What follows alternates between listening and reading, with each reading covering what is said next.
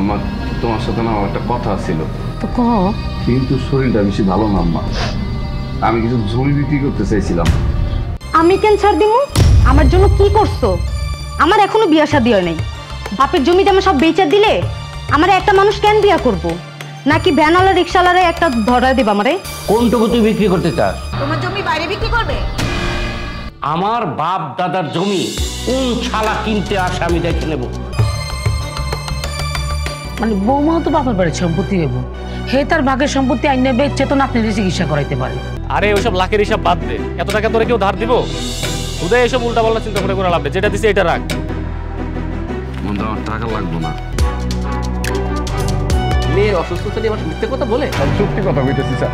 শুনেন মিজান সাহেব, কালকে থেকে আপনাকে অফিসে আসতে হবে না। আরে বাবা, এটা আবার কেমন কথা?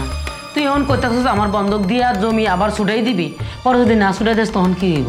আপনাদের একটু সহযোগিতা, আমার মেয়েটা বাইসে যেতে পারে। বিদেশ না দিলে আমার মেয়েটা বাঁচবে না।